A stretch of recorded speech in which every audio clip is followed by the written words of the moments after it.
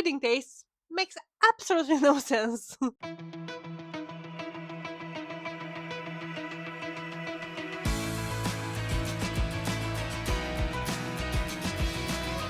Hi guys, and welcome to a new video here on my channel. My name is Andy. Thank you for joining me here today in our chaotic corner of the internet, if you want. If you're new here, we're doing a lot of bookish media fun video here on the channel, and if this sounds like something you would enjoy, make sure you hit that subscribe button. It really helps. And if you're returning, thank you for coming back. I love you the most. Now, in today's video, I actually had a realization, and this is how we came to do the whole thing today, okay? So I realized that my reading taste makes absolutely no sense. And Thanks, Captain Obvious. you know what? I'm okay with that. Now let me tell you exactly. If you're looking at my bookshelf and everything that we've talked to up to this point, things don't seem necessarily consistent in a way, or not necessarily consistent, but they do seem to be a bit all over the place. And I am realizing that if you're not inside my head, which apparently most people are not, obviously, it's a bit hard to keep up, okay? But that's fine. Because you know what? Today we're gonna do just that. We're gonna get to the bottom of how my reading this works, okay? And what's my rating system. Look a bit through it, understand it a bit if you want, and hopefully at the end of the video, we're gonna be one step closer to getting into my head, okay? So yeah, without further ado, let's get into it. So, getting into today's video, I feel like sometimes whenever I talk about books, my opinion seems a bit inconsistent, maybe a bit all over the place. I realized that a few days ago when I was talking about some TV shows, we were working on a video for the channel, and I realized we had the exact same type of a TV show, uh, and one of them was a gut tier, and one of them was a no.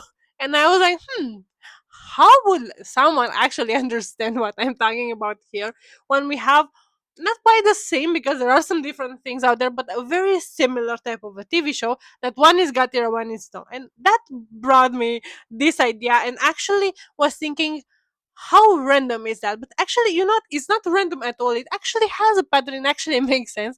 And yeah, we're gonna get to the to the bottom of this. And I am actually here to try to explain how things work. We're gonna focus mostly on this video on the reading preferences, okay? And we're gonna talk mostly about that. Now, some of these things are transposed into the media part of things as well, but we're strictly thinking here about books, okay?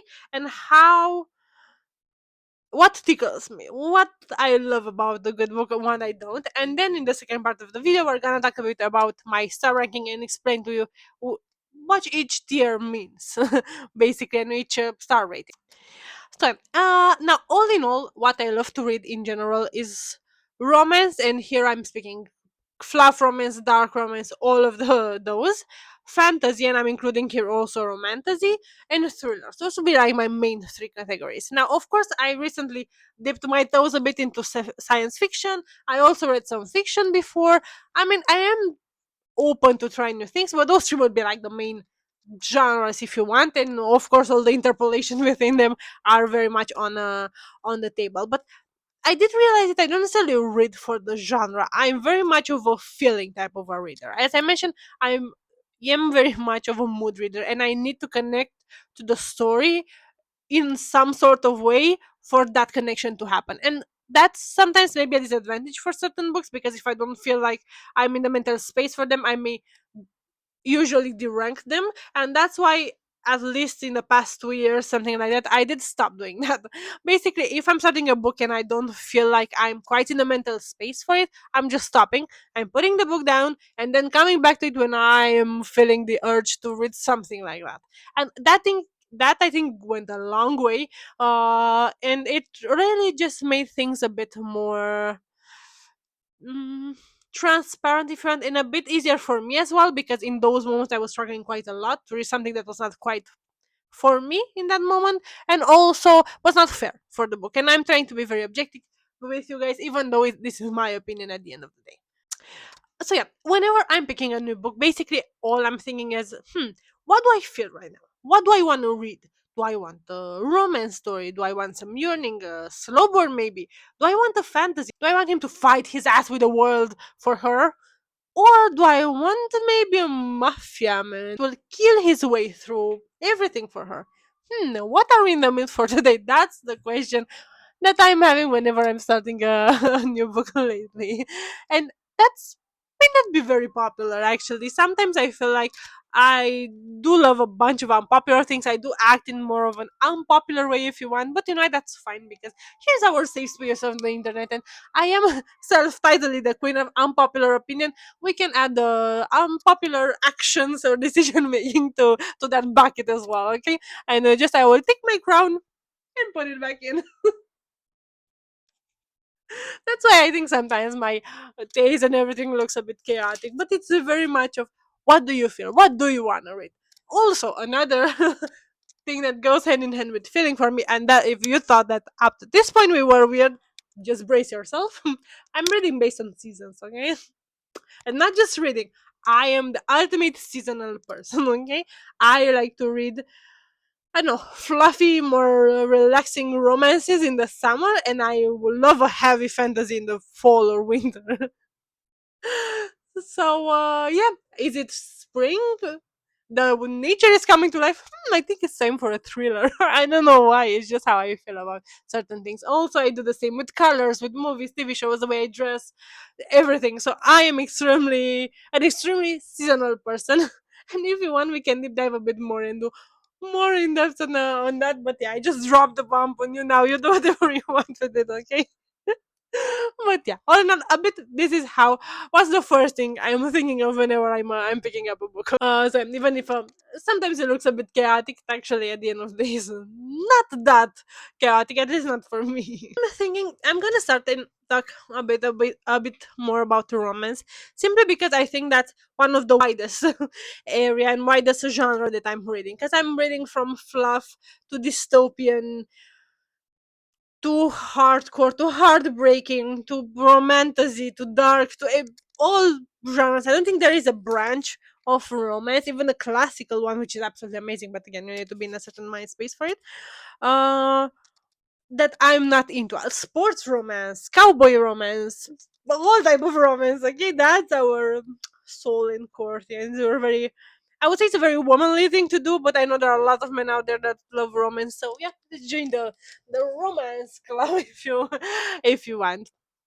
So I do love a romance, but you know what? I'm not necessarily the type to go for the easy one. I do love some fluff romance sometimes. So whenever I'm in the mood for that, then I go directly to a fluff romance that's more of a beach read type of a vibe. But most of the time, I'm not on the market for an easy one.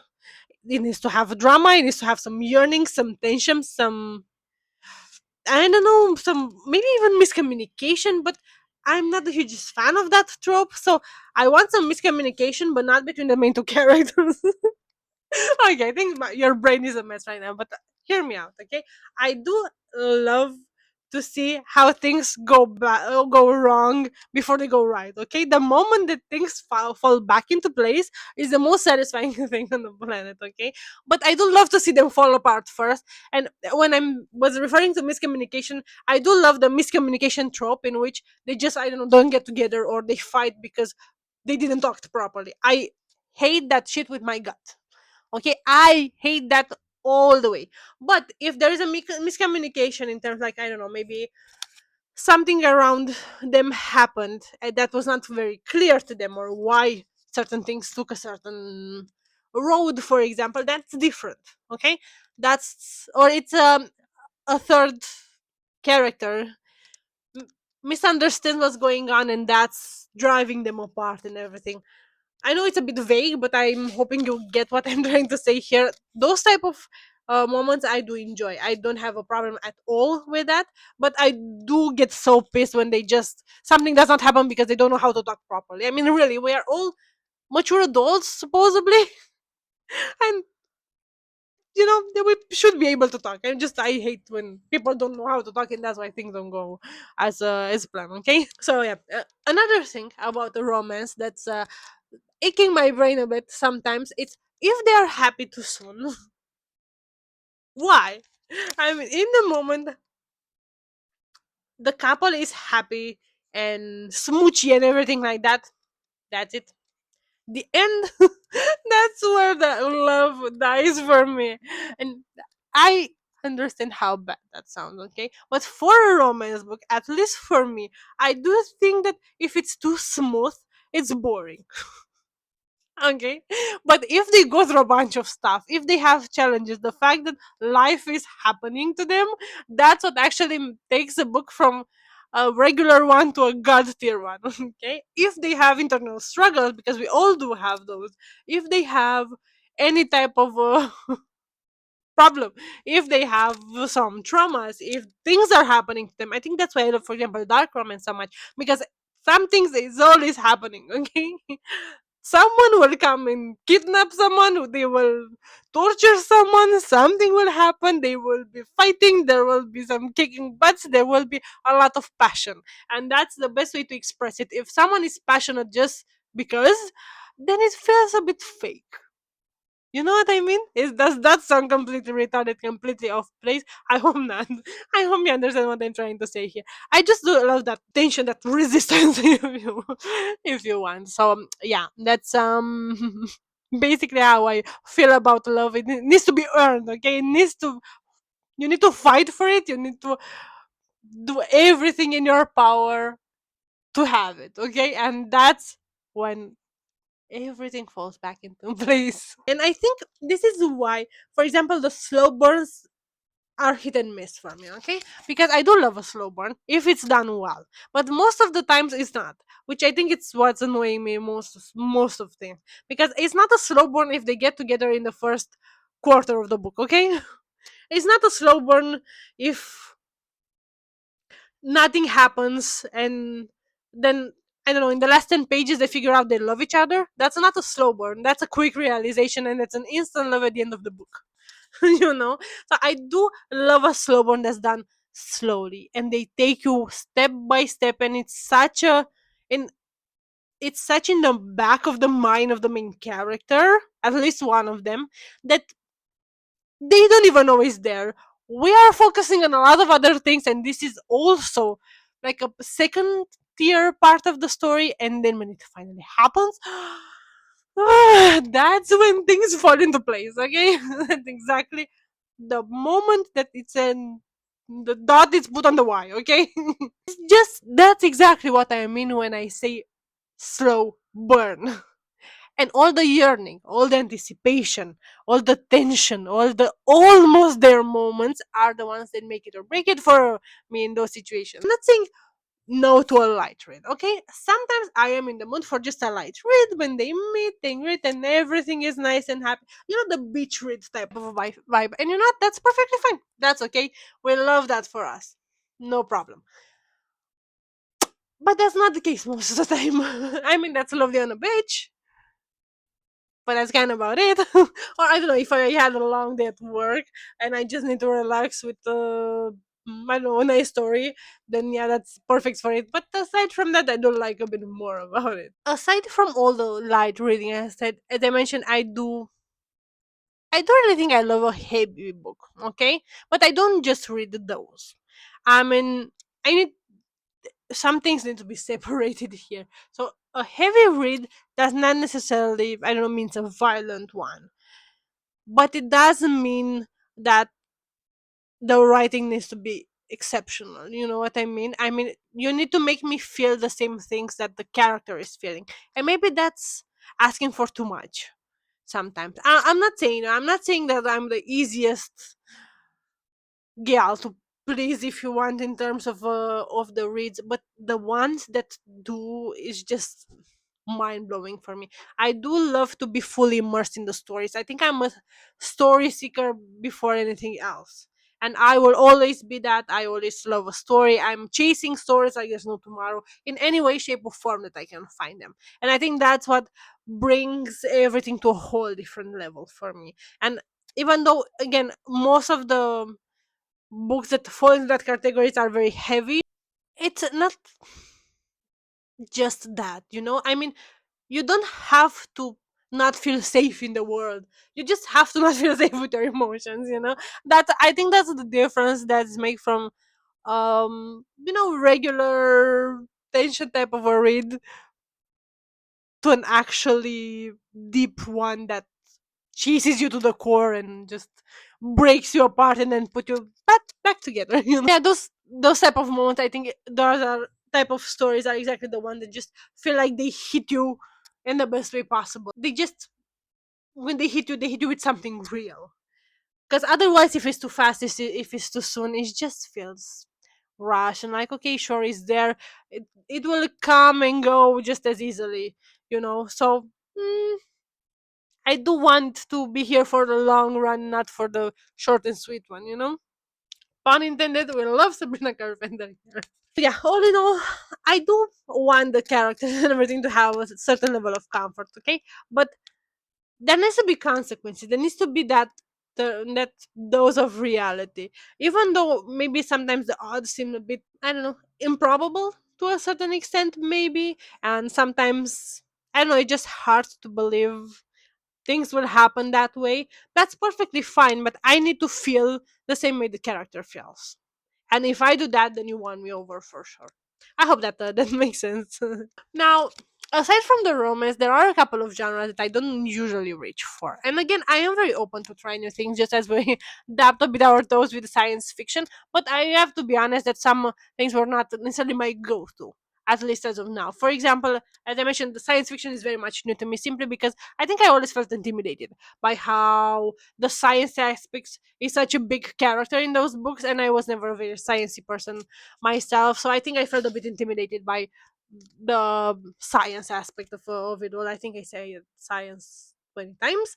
Regardless of that, I think it was just felt a bit too much, and that's why I didn't necessarily reach towards that category. But now, after reading Project Hail Mary, to be honest, and I don't know, I've been watching Star Wars for a while now. I feel a bit more inclined to try more. For example, I am thinking about starting Dune, which I know everyone loves, and I've seen the movies, but I understand that they're quite different. So I'm very much into that now. So I am thinking maybe we're gonna do a whole vlog to read that, and who knows? I'm all ready to be surprised. Aside from that, I do like a good fiction book, but I it's not my go-to. I will have to be honest with you. For example, in a previous video, we did talk a bit about Frederick Bachman, in his stories. Now, I think he's one of the most amazing authors out there. He's phenomenal. The writing style and everything is just something else.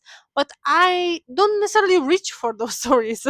I mean, I don't know exactly, cannot pinpoint to you why.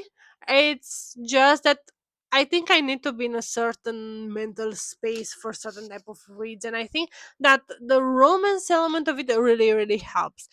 At least for most cases. Of course, as I mentioned, I do love fiction. I do love fantasy, without being a romantasy. But whenever there is also a romance subplot, I think that is more for me to a certain level. Also for thrillers, I do love a good thrillers without a love story, as I love a good story, period. But it's not necessarily my go-to. That's what I'm trying to say. So regardless of the love or not, which of course it does help because I do love a lot romance in all shapes and forms, the story is the one that drives everything. Though for those fictional but extremely realistic stories, I don't find myself in the mood to go for them as often as I am with romance or fantasy or other like that. So I think it's just more of a mood type of a thing. And yeah, unless I'm in a mood to read something like that, I don't feel like I can stay invested, and that's making a disservice to the book at the end of the day. So I prefer to just pick my reads based on that. Now, also another thing that I think is very important for me when it comes to fiction is that emotional connection. So I think there are different types of which Frederick Backman does very well. That character in connection and emotions between them without having a romance necessarily invested in. But that, for example, for action books, it's mostly just action, and those, I will have to be honest with you, were never my go-to. I had fun reading, how you want to call it, Jack Reacher, but I wouldn't pick it back up. Simply because I don't know. I think I need something else. I think I need more than just action. Uh to keep me there, to keep me invested, to keep me connected to the characters and everything. I think it needs to be some emotional stake at the end of the day, not just that's curious. What's gonna happen now? What did this? I mean, that's fun, sure, but I don't know. Guys. I mean, hmm, I think it needs to be a bit more for me out there. What surprises me in books? I do have to be honest with you. I think the books I love the most are those that surprise me the most. And thinking back on it, the biggest surprise I had and the biggest moment that actually stuck with me were the emotional ones. And most probably I'm gonna spoil a few things here. So if you don't want any type of spoilers, I'm gonna note here on the screen. But I'm gonna give a few examples of emotional, shocking moments that had happened. So, for example, I was mentioning dark romance a bit earlier, and for example, one of my all-time favorite dark romance series is the Lord series. And when I read the Ritual, I was very much a newbie to the whole dark romance. I was never a prude. I always loved a bit of smut, a bit of spice, but I was not quite aware of what I was getting myself into. Basically, that's what I'm trying to say. And the scene in which Wright is being shot trying to defend his wife, and the line that he gave them with, "Oh, do you think I would kill for you, but I will not die for you?" So that I swear that still lives with me up to this day, and you could see in the story how he gets more invested, how he starts to actually have feelings for her, in spite of the horror range situation they are in. But in that moment when things just click, so things are just, I don't like this for example, and they just click into place. I can hear the angels sing, and those are the ultimate emotional grabbing moment. Another example here will be from Fort Wing with "It's been my honor." So the moment, oh my god, I don't know if you can see, but I have goosebumps. Okay, whenever I'm thinking about that scene, I have goosebumps, and I'm 1 inch from crying because that scene was written with such well intent, with such well pacing. So, Rebecca is a genius. Okay, is a genius at devastating us all together, and I just was expecting until the last moment to be for him to be back up and be okay and be fine. What do you mean he's not okay? No, it was extremely hard for me to understand why would that happen, and it shocked me. I mean, in the best way. I was very invested in in the story. To give you another example, Agutar in the third book, A Court of Wings and Ruin, at the end when Farah needs to use her power to remend the cauldron and she doesn't have enough, so Risen, after battling the war, it's basically channeling his power through her. And the moment in which the last thing she hears is "and I love you," and then she realized that there's no one at the end of the bond, that fucked me up royally. I would still have nightmares about this scene. So sorry, just I have a cold in my throat gets a bit clogged. Yeah, so I would still have nightmares about this scene. I swear to God, it's just the realization, the desperation, that moment when she realized he's no longer there. It fucked me up so bad. It absolutely destroyed everything in me. The pain and the whole emotional shock in that moment was unbelievable. No, it was something else. It's incredible. So yeah, those are just a few examples to say that of what emotional damage and emotional surprise, emotional impact can do to me in terms of the whole emotional shift, if you want, of the whole connection with the character. I think that's that's the right way of saying it. So yeah, it doesn't necessarily need to be a plot twist. It just, I think, needs to be something unexpected, but that doesn't make sense at the end of the day. I hope that it's pretty clear what I'm trying to say here. Yeah, I don't know, when a story just changes without a warning, but it doesn't make sense because life happens, and I think everyone knows exactly how that feels in real life. That's exactly the surprise that tingles my brain, you know. Now that I think we went through a bit through how I think about certain things, I wanted to talk to you a bit about my star rating guide or system or however you wanna call it. So let's start with a 5 star, okay? And that a 5 star, it's an objective and subjective pure magic. It's amazing, it's perfect, it's everything you could wish for and more. And to give you a fun analogy, it's just like a unicorn on the side of a chocolate cake, okay? It's just it is it's a rare, it's amazing and enchanting. It leaves you with something that you did not see coming, and you will not be the same after it, okay? That's exactly how a 5 star feels for me. Now, don't not to be confused with a 6 star or a god tier for me, which are extremely extremely rare, and they only happen a few times a year if we're lucky. Now those on top of the 5 star, they need to shock me, but they need to impact me emotionally in a way that I know maybe a year or two after I'm reading that book, I am still thinking about it. It still shocked me, it's still with me after the core. And I do have a few books that are falling directly into this category, like Lord of Wings of Ruin, it's one of them. Onyx Storm is one of them. The Ritual is one of them. Boys of Tommen, and so on and so forth. So there are quite others. A few there are. Shadows of the Past is one of them.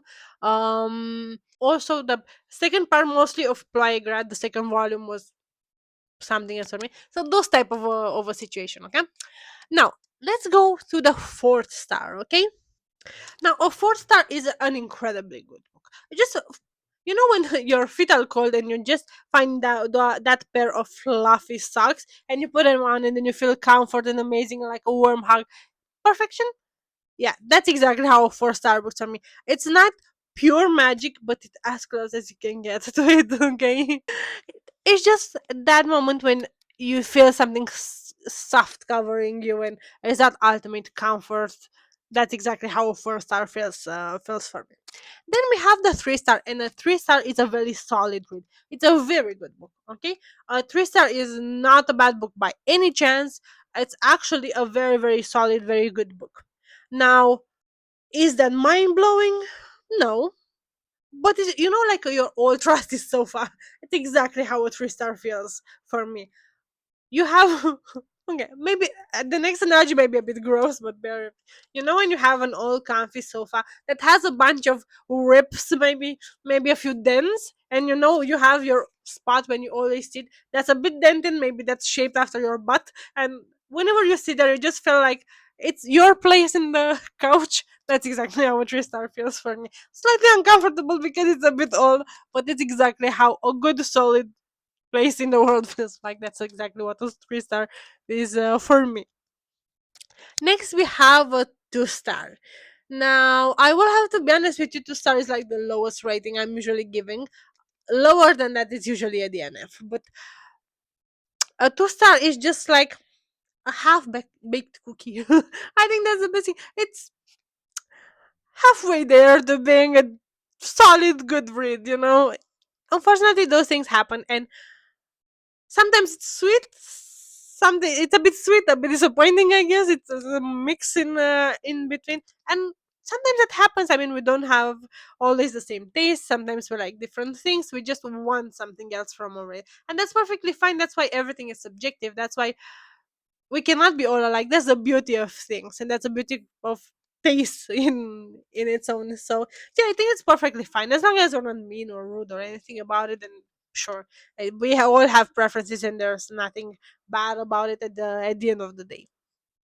And now finally, we have the 1 star. And I was mentioning before, 1 star usually means a DNF for me, and unfortunately, it's just like a saggy piece of toast, disappointing and definitely not made to be munched. So unfortunately that's just how it fares. If it I couldn't swallow it properly, then I'm just gonna stop eating it altogether, if you know what I mean. So yeah, I think that's where my mind is with the 1 star. I don't often get enough books, but I did try to be way better lately and not fighting with myself and keep reading books that don't bring me joy. Life is too short to just read books that you don't need you to watch, shows that you don't love, or movies that you think are crap.